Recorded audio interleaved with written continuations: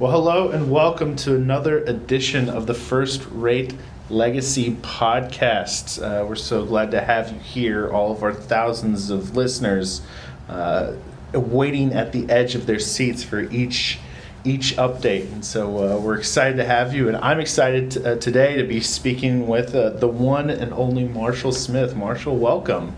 Hey, thanks for having me. Of course. Well, tell us a little bit about who you are, first and foremost, and then kind of how you got plugged into this crazy place called First Rate. Yeah, thanks. Well, I first heard of First Rate in 2003. I was graduating from high school, and I was going away to college.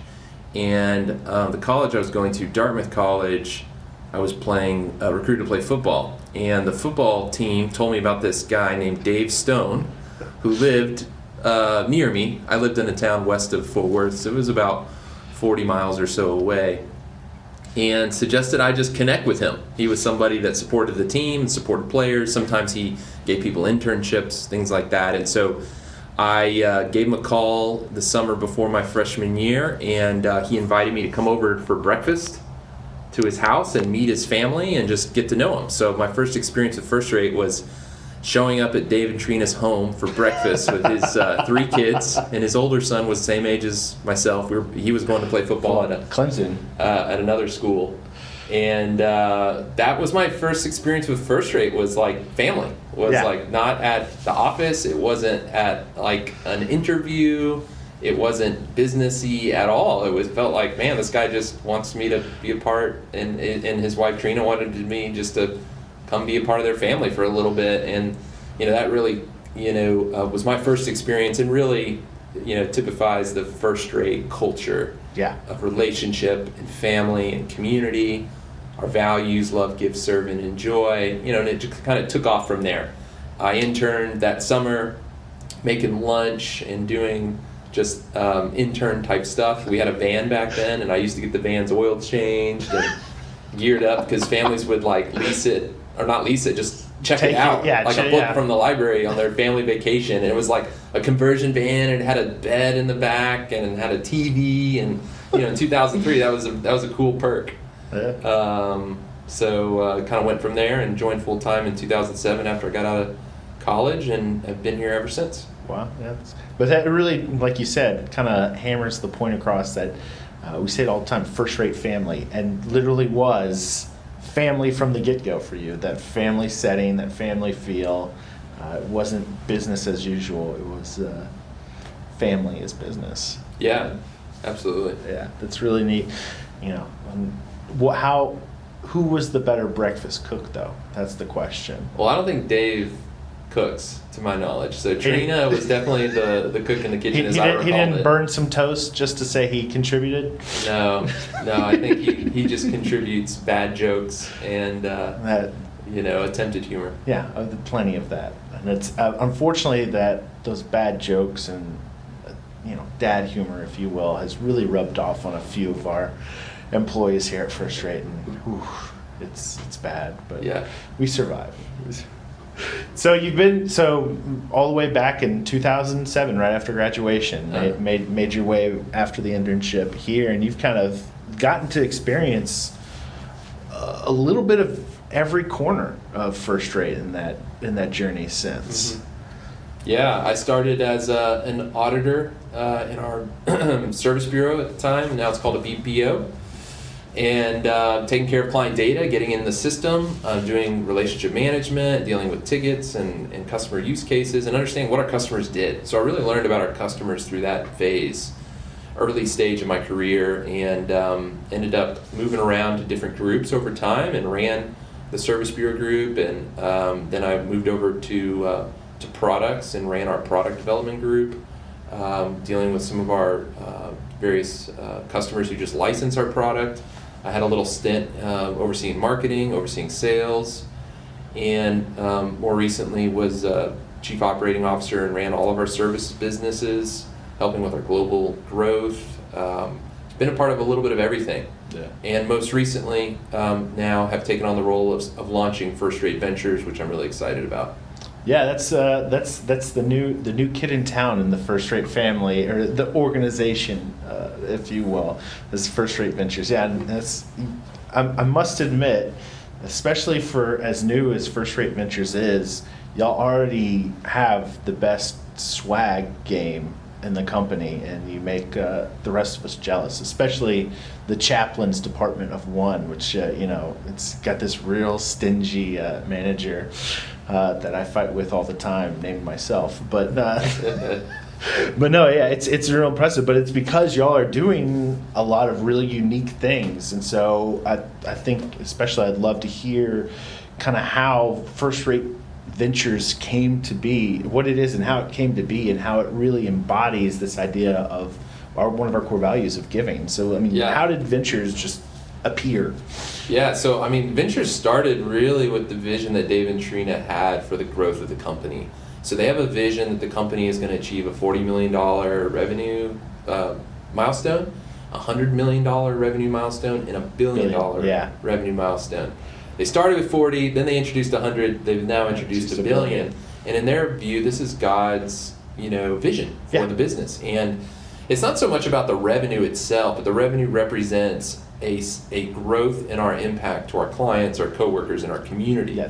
So what really excites the Stones about $1 billion in revenue is not the dividend checks, it's not the value of the company, it may be some of the things that more traditional companies would really be focused on, but they want to see us with hundreds and thousands of employees across dozens, if not 100 plus communities, with thousands of clients.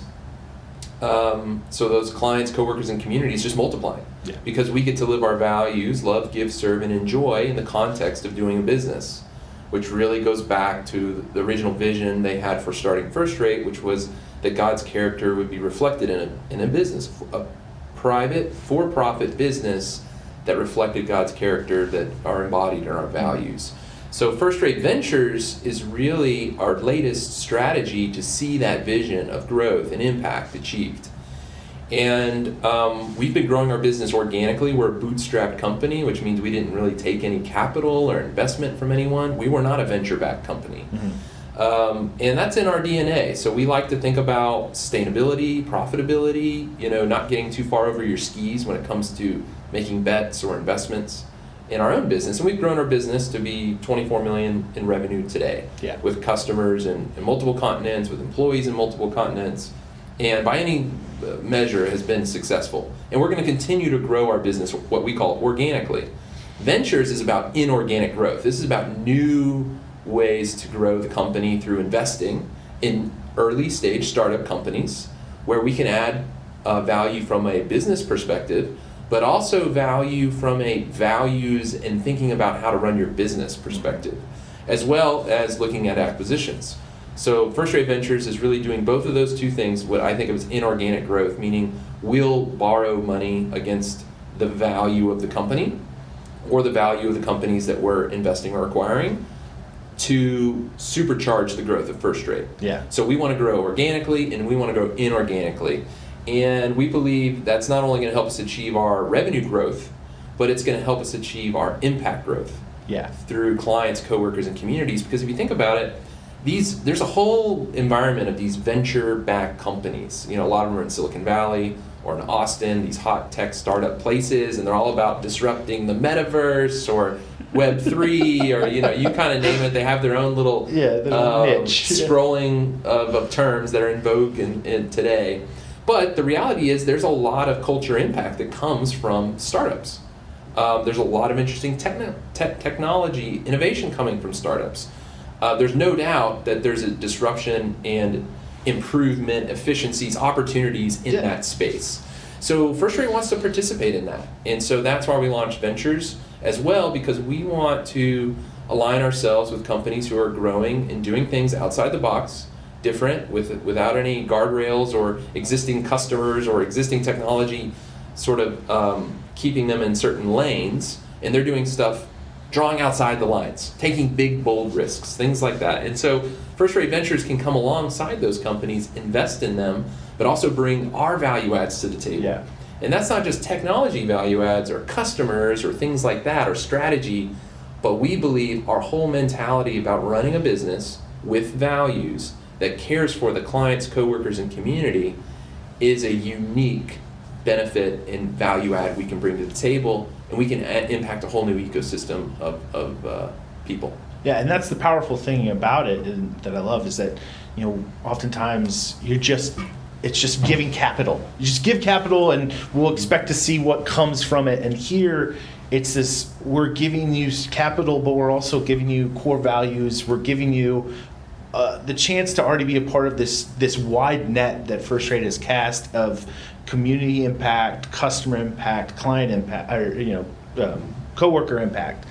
And we're giving you a chance to be a part of it and adapt it to your own way, but also participate in, so that their net gets wider, our net gets wider, and we just are able to make bigger difference, which just goes into that whole goal that we talked about earlier of eventually $1 billion. It's about being able to make that kind of an impact, and this is just a unique way. But it's great to see that it's not a here's a check. It's more of a, okay, we've got a partnership. Here's how we do it. Tell us how you do it. We can learn from each other. We can grow with each other. Yeah. To that point, we're kind of figuring this out as we go. But First Rate had already had this paradigm of our impact model, which was clients, coworkers, and community. But now what we've added is capital. So if you think about it, I like to say we've added the fourth C to our impact model. And I've even I've started talking about it, that First Rate Ventures wants to deploy redemptive capital. Redemptive capital is capital that cares about clients, coworkers, community, and how capital is deployed. So if you think about First Rate Ventures as just the latest strategy, the latest impact arm of First Rate, adding that fourth C, capital. Yeah. And when we work with our portfolio companies, we're not looking for people who already think this way. We're not going, oh, we need to filter down the list of startups who already think exactly like we do. Yeah. Because you're not making an impact, then you're just kind of like on the bandwagon with people who think like you. And that's not to say we would exclude people that already think that way, but we like the idea of working with people and making an impact on the way they think about business. Yeah. And they'll impact us too. We're going to learn from them. And so it's a two-way street. And we've already seen that in two of our early portfolio companies. With Regulalytics is the first one we invested in, and Al ESG is the second one. And we hosted an investor briefing for a bunch of people in venture capital, private equity, this whole startup space, hosted a briefing in New York. And we had Ben Webster, who's the CEO of Al, and we had Mary Kopczynski, who's the founder CEO of Regulalytics. And it was really cool to see, because we kind of kicked it off, said why First Rate Ventures is different, trends we're monitoring in the space, stuff like that. And then we introduced our two portfolio companies to this group. It was a great opportunity for them to tell you what they're doing, how are they different, how are they making an impact. And it was fun to see both of those founders talked about values that First Rate has, and even used the terms love, give, serve, and enjoy in their own presentation about their own companies, and how working with First Rate and First Rate Ventures, they're incorporating some of those things in the way they're thinking about their business. And we hadn't talked about that. I didn't say talk about our values. That was just the natural, naturally what happens when you're doing business with people, you rub off on each other. Yeah. They've rubbed off on us too. I really love, in particular, Mary Kopczynski. One of her values is people first, business success will follow. And that business is so people-centric, and wanting each of the person on the Regulalytics team to be seen as a person, valued as a person, and we want to make sure that is primary in how we do business. And it's I love that. And I've been telling people about that culture and how they have a people-first, business success will follow that's their pillar number one, so to speak. Yeah. And so it's just fun to be in the space. We're learning as we go, but we're seeing lots of cool opportunities to grow our impact, grow our business, and see success thus far. And one of our pillars is win-win situations, and it definitely feels like that's the whole goal. I mean, that is what the whole goal of this is to create win-wins for places like Regulalytics and Owl and First Rate, so that we all grow, we all create that bigger impact. And I like how you said, it's not like we're just looking for people that are just like us, but yet being with them, we find how similar we are. And this can be phrased differently, but the pursuit and the goals are the same, and there's power in that. Yeah. But it's not an echo chamber of, all right, we have to only find companies that value, love, give, serve, and enjoy exactly as we say it the same way. No, it's that. I know bubble is a very bad term to use in finance, but the only way bubbles really grow, they can only grow so large blowing into them. But when you start to have a separate bubble add to it, it grows bigger and bigger. That's the best way to get it. And if you're just staying within that echo chamber and blowing more into it, it's going to pop. But if you're able to kind of connect and grow it, it morphs bigger and bigger. You know, one of the ways I've seen our values impact the way that we're doing ventures is in the area of, I would think about serve and give in particular. And how I see serve and give kind of show up is that the typical venture investor, once they give you money, their alignment with the founder is to create increased value as fast as possible. Yeah. And because when you multiply capital in a short period of time, it essentially creates higher rates of return and higher multiples, and the venture team who gets a piece of that, their part of it multiplies the faster you do it. So oftentimes what they do is they invest capital and they tell you to go higher, sell as fast as you can, and just go as fast as you can. Now, I'm not against being aggressive. I'm not against taking risks. First Rate isn't saying, oh, everyone slow down and go, really conservative. That's not our approach.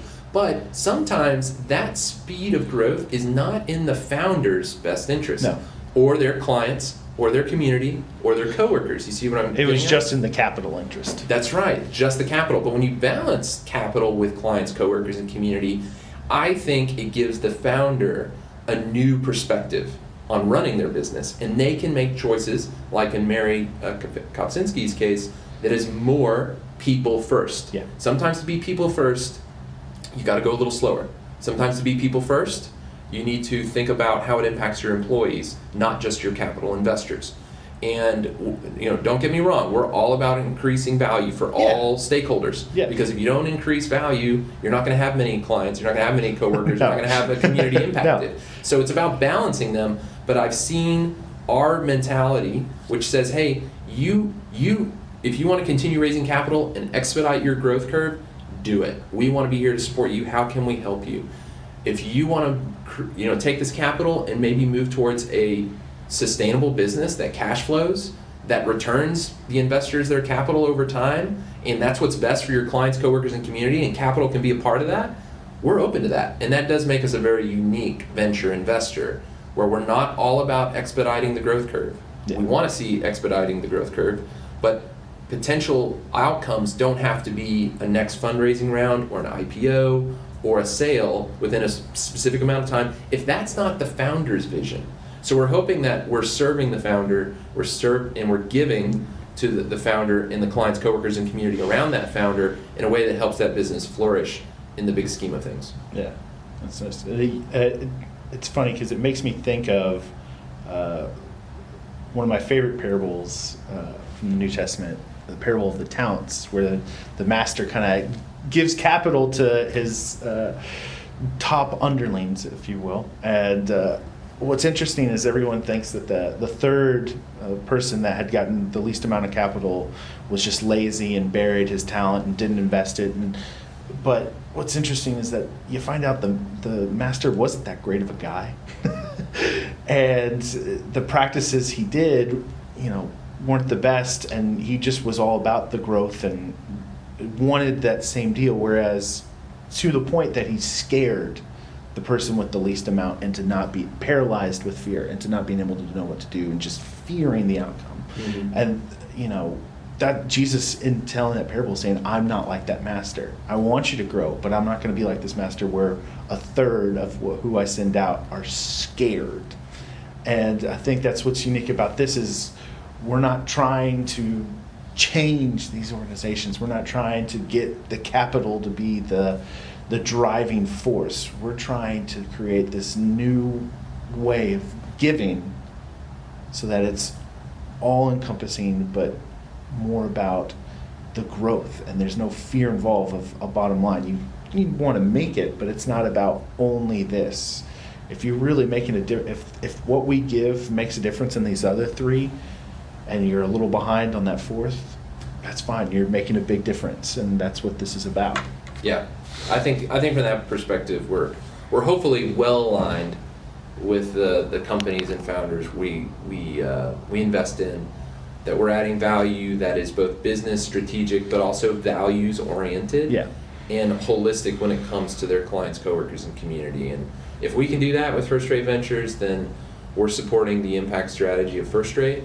We're supporting the growth of First Rate towards its larger revenue growth and impact. And we're all here serving the mission and purpose of the company. Yeah, and it's great to see, and it's been fun to hear about all the successes and seeing how well Ventures has hit the ground running. It's been a nice breath of fresh air and a lot of excitement around it. And I can't wait to see what new swag you'll get as well, so that the chaplains department can be even more jealous. Who knows? Maybe the chaplain can get onto our swag list. Maybe, or maybe the chaplain. I don't know if that would be an indulgence. I don't know if that would. I mean, bring indulgences back now. I have made those jokes before, but we definitely shouldn't. But anyways, well, thank you. I think when we bring in indulgences into the conversation, it's time to stop the conversation.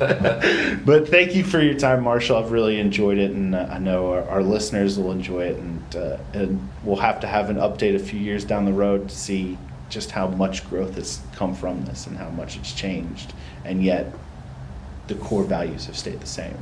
Yeah, thank you. Had a great time. Yeah. Well, and thank you all for listening, and we hope to see you again. So take care.